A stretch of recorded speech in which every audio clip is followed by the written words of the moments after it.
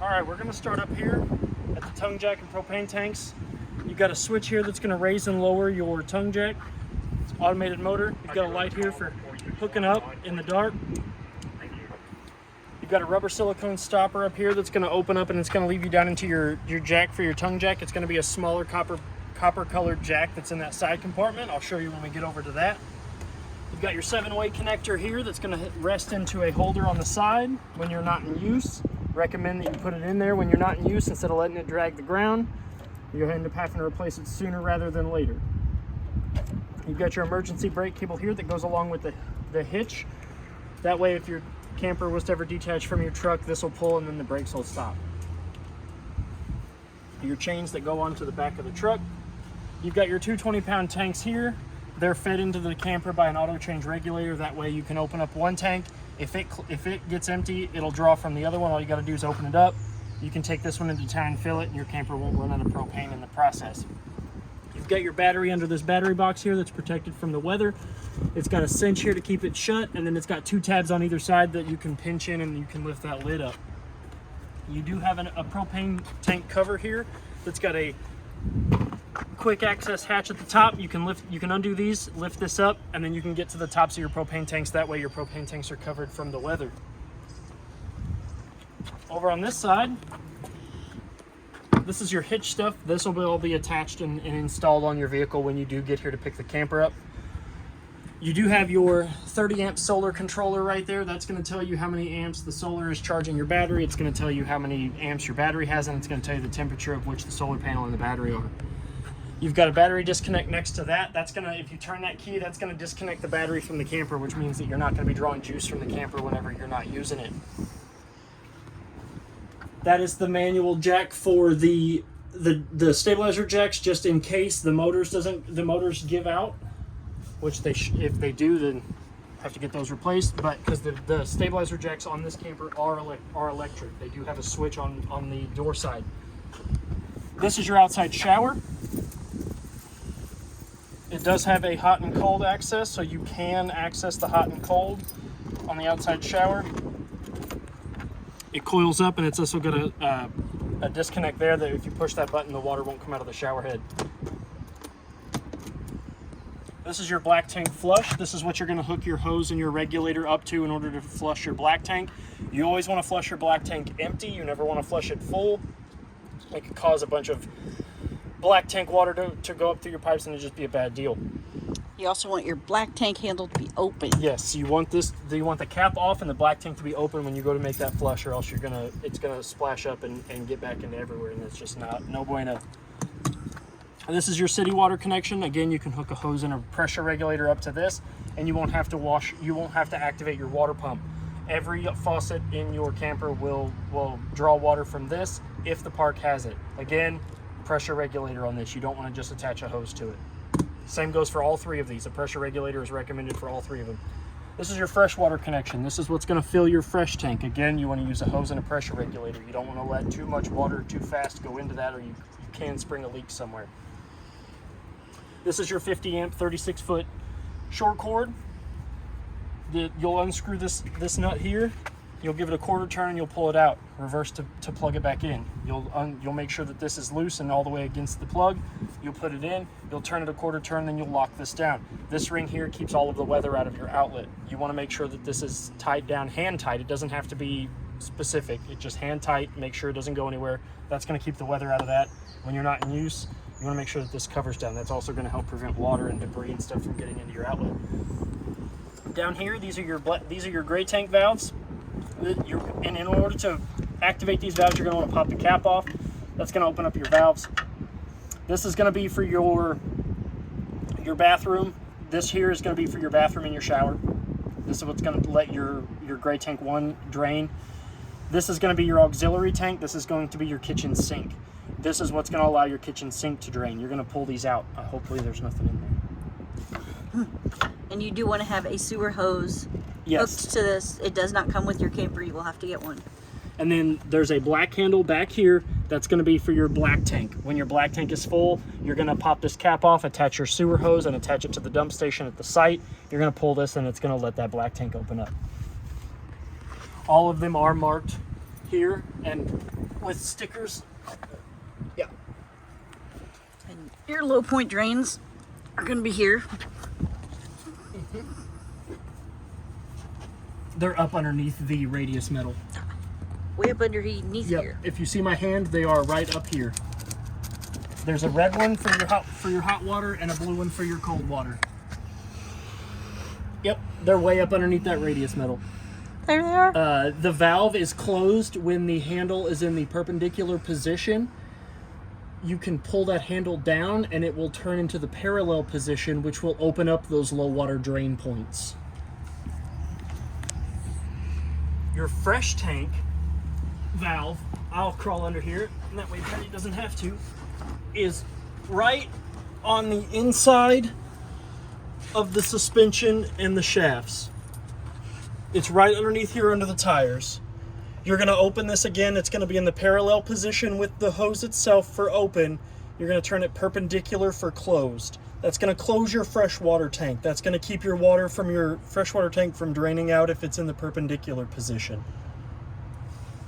Before you travel, you want to make sure that that's empty. So if you're draining, you're going to want to drain, and then you can leave it open. Oh, I'm too tall to get up. And we just had this question from a customer. After you winterize, first thing in the spring, if you ever have water coming out from under your camper, it's probably one of those two things we just showed you. You probably forgot to close it. Yes. 9 times out of 10, it's going to be your low water drain points. This is your Insta-Heat hot water heater. It's an electric start. It's an electric ignite. Here's your fuse. You want to make sure that that's good and tight before you activate it. Here's the switch that's going to turn the igniter on and off. O is off. It's the easiest way I can explain it. O is in the off position. I is the ignition position. When you flip this switch, you're gonna hear your hot water heater turn on. You're gonna hear a beep from the control panel inside, and we'll get to that when we get in there. Down here, you have your pressure release valve. Before you run your hot water heater, you're going to want to activate this and see if and make sure that there is water in it. If there is no water in it, do not go to activate your hot water heater. I'm going to go over the hot water heater panel. There is no water in this currently, but I will go over what the icons and indicators mean on the hot water heater. Your camper is prepped for a backup camera. Down here, you have a light over your license plate. It is also prepped for a ladder that will give you roof access. And then over here you have your park cable and your satellite dish hookups. If the park that you're going to or the campgrounds that you're going to has provided cable and satellite, you can run the coaxial cord to either one of these and you will have access to the provided channels. Down here, this is where your sewer pipe's gonna go. You just rotate that handle a quarter turn and you pull it off, and then your hose will fit nicely up in there.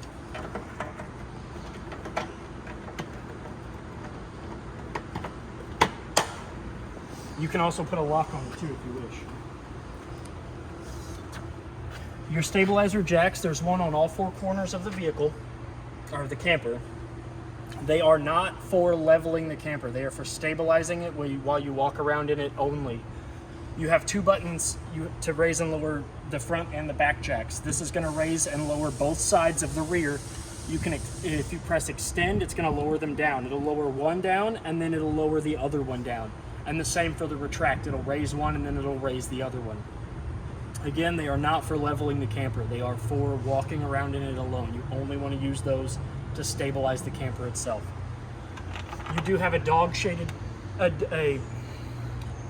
a shaded pet tether for your dogs or your children. Just don't let anybody else know that. Spouse. On this side, we have a porch sprayer port, which the hose is in the front compartment along with where your outside grill can go. It's just a quick connect. You'll push that in there. It's cold water only. It's just for spraying off your toys, your vehicles, whatever, your spouse. You do have two outside Bluetooth, or not Bluetooth, they're connected to the radio, which is Bluetooth, so they are Bluetooth speakers, but they also run on the radio inside too, so you can listen to your TV. You can hook it up to your TV, your phone, whatever it is you're wanting to listen to. It can play on the outside here with this one and that one. You do have a GFCI protected 110 outlet under here for any sort of outside entertainment or media that you would like to plug in. There is your outside park cable. That, I don't know why that park cable sticker's there. This is for your outside TV. If you want to hook your coaxial cord into this and you want to watch the antenna or whatever else it is that you're watching inside, you can run it to this and you can watch outside TV. Copy it. This is your furnace. This is going to get hot. Down here where it is labeled hot, hot air will come out of this. If you have small children, if you have somebody that's going to be walking around while you're running the furnace, extremely hot air is going to come out of this, and it can scald and burn you. I also recommend that you put a mud dabber screen over the top of this. That's going to keep those little buggers from coming in there and building a nest. There's something about the smell of propane that drives them nuts, and it's a $20 part, or it's $140 for us to go up there and fish those out. So I would recommend getting one of those. Look it up and find that code. This is your outside refrigerator. Runs on the battery. Only works while it's plugged in. Nice big spacious refrigerator. I left my thermometer in there so you can see that it does in fact get pretty cold. I think it's at about 31 right now. It isn't a freezer, it's just a refrigerator. While we're out here, this is the hood vent for your stove and oven. There's two little black tabs in here. When you're not using it, push those down in there. If you leave it open, you run the risk of this rattling loose on the highway, and then it's going to always remain open, and you're going to be able to get debris and critters and other things up in your camper. This is your outside griddle. It sits on a rail that is built into the camper itself. This frame can come off for travel. This can come off for safe travel. You have two cotter pins here that once you're ready to grill, you can put these in there to keep the griddle from coming off of the frame. The griddle top itself also raises up, and it is connected to the camper for LP through a quick connect, which is right here.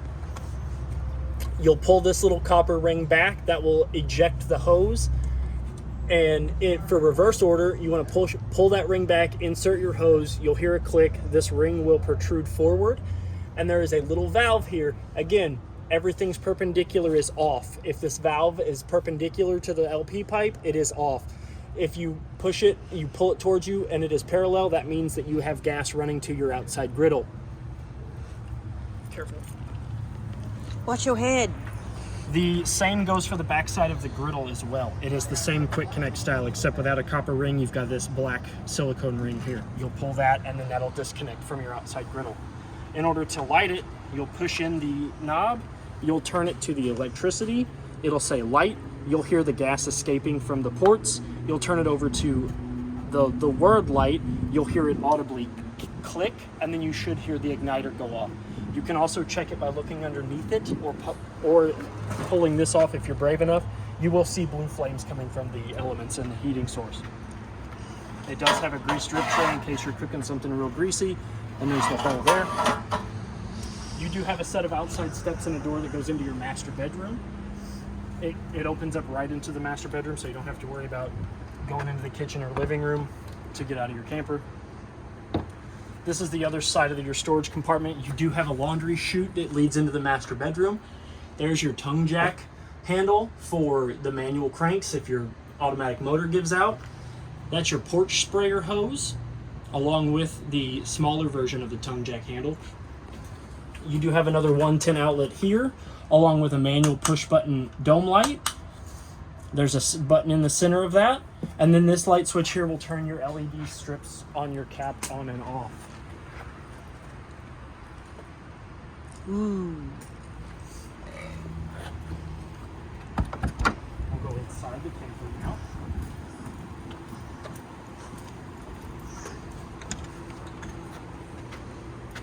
It is a friction door, so you don't have to worry about it closing. It will stay open if you push it all the way open. You do have a fire extinguisher. That way, if something ever breaks out, you are prepared. This is your control panel. This is the brain of the entire camper. The fresh button is going to illuminate the empty 1/3, 2/3 full LEDs. The battery is going to check your battery levels with the LFGC. Your black tank is going to also be the empty 1/3, 2/3 full, along with gray 1, gray 2, and auxiliary. The water pump button here is red and it is translucent because when you activate it, a light will come on and you will hear an audible sound from underneath the bathroom sink, which is where your water pump is at. It will fill itself with water and then it will stop making that audible noise. If it continues to make the audible noise, there's air trapped in your line somewhere and you want to bleed all of the lines. If it sits for too long, it could get air in it. The same goes for your tank heaters. These are going to keep your tanks from freezing up if you're using it in the winter time or if you're using it somewhere that's extremely cold. When you flip it on, it will also illuminate a red light behind it, which will tell you that it is on. These are your outside awning lights. These are going to turn a strip of LEDs on underneath the awning. I'll turn them on so you can see what that looks like. And then this switch here, this last one that says lights, is going to be your interior lights. That's going to turn all of these dome lights on. They are all also manual, so you can dictate which ones turn on with this switch or which ones don't. You can click the center button in there and you can turn them off and then they won't be powered by the switch. This is going to be your awning button in and out. It is currently raining, so we'll go ahead and save Patty from the rain. I won't melt. Oh! As I say that, and she gets splashed with water. It'll be all right. This is the most expensive thing that you have to replace on your camper if it were to break. One of the most expensive. Not going to roll all the way out because I don't want to take up too much of your time. But the awning is equipped with 2 pinch points here. You can dip those down where the bolts are at. You can dip that down in one direction or the other. And it will pivot the awning in a direction that will let the rain run off in one way or the other. Before you put it back up, you want to make sure that those pinch points are solid again. And if you're not in your camper or not using the awning, it is highly recommended that you make it retract all the way back in. It is one of the most expensive parts on your camper to replace if it was to ever break. While that's coming in, I have left you a small note showing you what tanks are what. That way you have a brief cheat sheet on which tank buttons light which tank levels, because the black tank 2 and the gray 2 are not in use, so it will tell you the auxiliary is not used, so you'll use gray 1, gray 2, black, and then fresh. We'll start here at your table. We'll move over here. This is a new feature. You've got these 2 levers here that if you open these levers up, this table can rise and lower in case you want to turn this into a sleeping area. You can lower it all the way down and you can turn this into a sleeping area. The table does rise on itself. It is a gas-powered or a spring-powered suspension, and in order to keep that from lowering while you're sitting at it, you want to make sure that these pressure levers are pushed all the way against the column here. You do have a 110 outlet and a USB underneath here for your entertainment devices while you're sitting at the table, or your phones or your laptop or whatever it is that you're charging. You do have ample above head storage space in all 4 of those drawers. You do have a fire exit window here that will open up, and that whole thing will open up so that way you can easily get out. It does have 2 pull shades that will meet in the middle with a magnet. And all you do is you just pull them out and you push them back in. All of your windows, except for the one, nope, all of them. All of them have this push up and pull down style windows. To open most of the windows, you'll grab the 2 pinch tabs, you'll pull them in towards each other, and you'll raise that window up. The big windows have that center thing, the center lever, you'll pull that out and your windows will slide open. You do have also some storage areas down here behind me and on the bottom side of the other U of the countertop, or the sitting area. You do have 2 reclining chairs here that have cup holders on the sides, and then you also have a storage compartment there, again with more USB ports. More of the pull shades on that window. That window is also a fire window. And these have the groovy accent lights too. Yes. Where you just tap. Yep. And it comes on there and underneath. My favorite. Yep. Yeah, I think it's the outside cup holder alone that does it. Yeah, not the inside ones. Look at me fumbling with that. You do have a Sansui Android-powered Google TV. You can hook it up to your phone, your laptop, whatever, and you can cast whatever is on your phone onto the TV. You just have to set it up. It's in the settings, which the user manual is in your packet, which is in the drawer here. You do have a Furion's in-house stereo that has Bluetooth capabilities. You can hook your phone up to it. It does have an HDMI port for if you want to hook a projector for some reason, or a DVD player. If you want to get direct audio sound to this, you can hook up an HDMI to it. You can hook up a USB to it, and it has an auxiliary in case you're trying to listen to something on your phone, some sort of media device. It does have zone modes. Zone 1 is going to be your inside. Zone 2 is going to be those two black outside speakers, and you can actually run both of them at the same time if you'd like. So if somebody's in here and somebody's outside doing something, you want to listen to music, you can activate both of those at the same time, and you can have music inside and outside. You have ample storage space above the cooking area in these cabinets. There are no shelves in them except for the ones above the sink. You do have a Furion microwave, which is your standard glass turntable microwave. It does indeed work. You have a Furion glass top stove. You cannot use the stove when this is down. It says glass top, but this is not a cooking surface. You want to make sure that this is up as a backsplash before you use the stove. In order to engage the stove, you'll flip that button up to the 1 line, which will turn all of these a nice dark blue color. That means that they are engaged. In order to light the burners, you will turn them over to the flame. You will hear the gas escaping, and then you will, while it's on the flame, you will turn this knob here, and it will make that audible click until the burner turns on. You will see a nice glow of blue flame surrounding the burner top, and then you can turn the heat to the desired temperature. And I love the fact that these new ones, they turn red when there's propane coming through. In order to activate the oven, you turn the same button that you activated the stovetop up, down, up for stove, bottom for oven. That's going to ignite, that's going to let propane flow through the oven. In order to turn the oven on, this control is for the oven. Now, you turn it to the light, you'll turn it to the little flame, you'll crank your igniter. Again, that's a perfectly audible sound, you'll hear that. You'll see your Pilot-Lyte light. Down there under the bottom on this right-hand side, your Pilot-Lyte will light. You'll see a blue flame. And in order to turn your oven on, you will crank it to the 350. You will see the element then glow blue along the sides of it, which means that your oven is lit. You'll hold it there for about 3 to 5 seconds to let plenty of gas flow through the element, and then you can crank it to the desired temperature. You do have 3 storage drawers here, 1 small, 2 mediums. There is your packet that's going to have all of your user manuals, your remotes, and any sort of oddities that are going to be found in your camper. They're all going to be in there. You're going to have a user manual for just about every appliance on this camper, and it's going to be in that bag. You do have a secondary heating source that is your fireplace. It does have a remote that is in that bag, but it also has manual buttons here on the right-hand side inside this crevice. That's going to be your flame settings. You can turn the flames different colors. Cycle through those real quick. This is going to be your low setting, or your low rock setting. The bottom part is going to turn colors. You can get it to shift through all the LED colors. It is RGB. This is going to be the second button is going to see low is now it's on the low setting. It's going to emit a low amount of heat. High is going to emit a high amount of heat. And then 0 is off. You will hear the fan.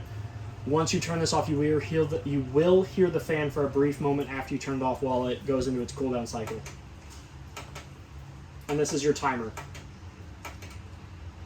You've got increments of hours for your timer. You can set it to go off every hour, you can set it to go off every 2 hours, etc., all the way up to 9 hours. You do have a nice large basin sink here.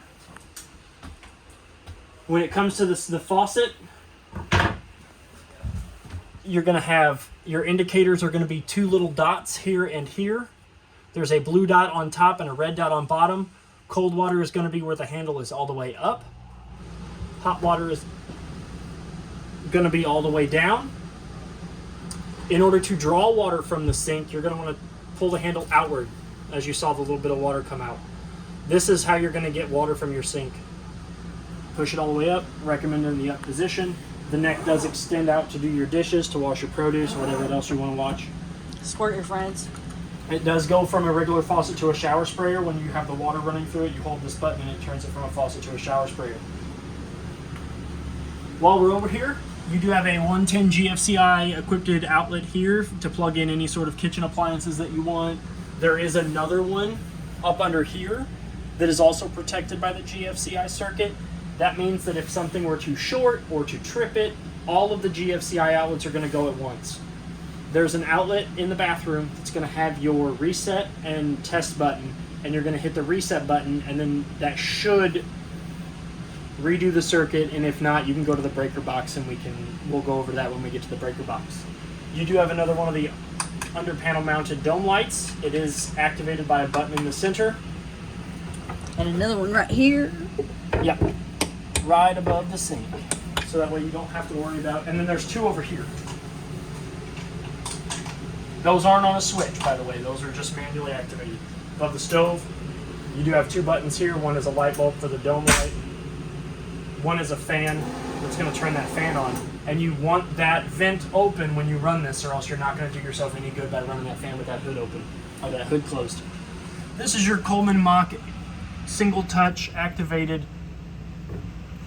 thermostat. As you can see, I do have it set to cool right now, and the fan is in high auto, which means that if it's not 63 degrees in here currently, it's going to cool. It's going to automatically turn on onto the highest setting and try to get to 63. In order to change this and to turn it on and off, you're going to activate the dial. You're going to watch it light up. You're going to click it. It's going to go into mode. You have off, cool, heat, cool and heat, which is going to also help if you want to regulate it to a standard temperature. You can run the heater, the furnace, and the air conditioner at the same time. As you heard, that was the air conditioner kicking off and the furnace kicking on. The next setting is your fan. That's off, high, and low. We're going to turn that off, and as you can see now they both are off, and it's going to shut everything down. Over here we have your Furion refrigerator. They are both tested and tried. The freezer has ample space for all your popsicles and snacks and ice creams, and the refrigerator has ample space for your snacks, your ice cream, or your puddings and whatever else that you like to keep cold. You have ample storage space on the sides of the refrigerator for your dry goods. Both top and bottom are two shelved. Down here you have another not GFCI protected 110 outlet. It's not around a water source, so you don't have to worry about that. And this is one of the most important things that I try to point out to everybody that gets a camper. This is your CO and your LP gas detector. That's going to detect carbon monoxide, and that's going to detect your propane if you've got a propane leak. Right now the CO light is green and the LP light is off. This is what you're going to want to see. 99% of the time you're going to want to see this. That means that there is not a gas leak in your camper. In order to test it, you're going to hit the test and mute button. It's going to go into its testing cycles. It's going to go back to being green and no light. One single green light is what you're going to want to see. That means that you do not have a gas leak in your camper. Before we move on to the bathroom and the master bedroom, you do have a fold-out counter space. It does lock into place. All you have to do is lift up on it, and in order to lower it, you're going to grab these, and it's going to lower back down. They're just push button cinches, so you don't have to worry about sliding or catching your finger or. And you do want that in the lowered position when you put your slide on in, correct? Yes, you do want this, because if you try to bring your slide in, it's going to damage either this or your slide, and it's probably going to damage this before it damages your slide. Your bathroom is equipped with one small window in front of the sink, so you can watch it rain as it's currently doing while you're washing your hands, doing your business. There is a light here that's going to turn this on and off. See how I did that? The switch wouldn't work until I manually turned this light on, and now the switch is operating the light. Above the shower, you have a skylight that's going to let in your natural sunlight while you're taking your shower. Above the toilet, you've got your auto-powered fan and a turn knob that's going to open and close that vent in case things get hairy in here.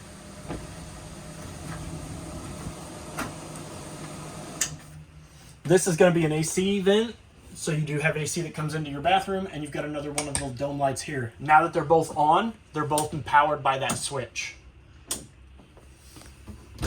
In here, you've got your medicine cabinet. There is a toilet paper holder there that you can mount. It's not already mounted because you preference. You can put it wherever you want it. This is your sink again to draw water. You're going to pull up on this. As you saw, a little bit of water come out.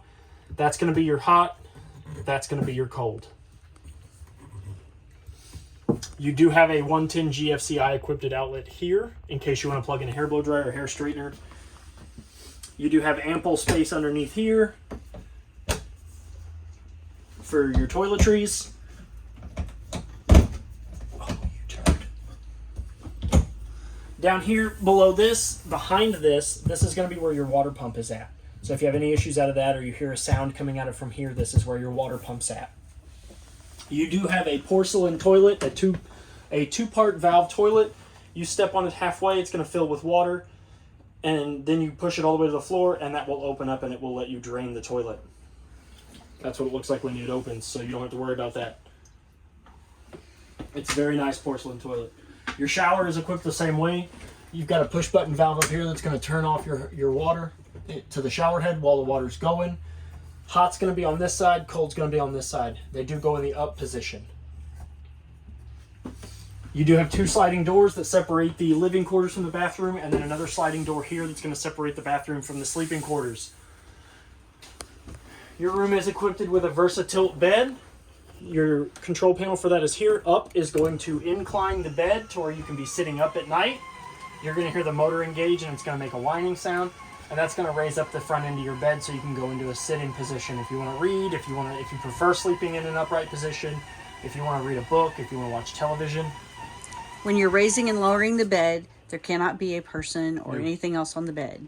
It has to be raised and lowered without anything on the bed.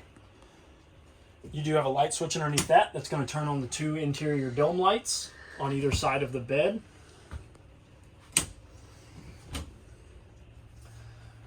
These are mirrored on both sides. You do have a 110 outlet up there and a USB outlet in the corner that is going to be for your CPAP machines or any sort of phone charger or multimedia device that you have that you like to listen to while you're sleeping. Alarm clock, CD player, stereo. They're both the same. They both have those 110 outlets and USB ports, and they both have a cutout that is at the head of the bed, so that way your CPAP machine has ample room to get to you.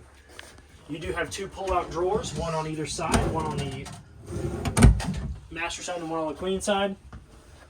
This is that laundry chute that you talked about. And then there's the door to the outside that I mentioned before. That's going to have the same lock style, and the same keys are going to lock that as they do the living quarters doors. One more thing that I wanted to touch base on before we wrap this up was the hot water heater panel. Because there is no water in the tanks, I made sure that they were empty so that way it was ready for you to pick up whenever you got here. This is your Suburban InstaHeat water heater. When it is on and engaged, this is going to be your indicator light that it is on or off, and these are going to go glow blue. You're going to hit the power button. This is going to illuminate. It's going to backlight. You're going to see the temperature that you have it set to, and you're going to see the current temperature of the water. When you do engage it, you're going to see three icons. You're going to see a fan, a shower head, and a flame. You want all three of those icons to be lit up. That's how you're going to know that you're getting hot water. If one of those are off, then you're not getting the proper flow of one of the things. The fire, if the fire's not there, then your igniter's not lit. If the shower's not there, then the hot water heater isn't getting water. If the fan isn't lit, then it's not providing enough heat to the hot water heater. So you want to make sure that all three, that's going to be a fan, a shower head, and a flame. Those are going to be your three icons. You can turn it off by manually touching that button again. That's going to turn your hot water heater off. The up arrow is going to increase the temperature. The down arrow is going to decrease the temperature of your hot water heater. This roundabout arrow sign with a C and an F, that's going to turn your degrees from Fahrenheit to Celsius depending on which one you prefer. When you do ignite your hot water heater, you're going to hear this thing beep, and you're going to see that on-off light illuminate. That's how you're gonna know whether it is off or on. And I think that wraps it up. I think we've been over everything in your camper. If you have any other questions, feel free to reach out to me. I'll be happy to answer them and help you through any of the problems that you may have. Happy camping and good luck, and I hope you enjoy your camper. Thank you.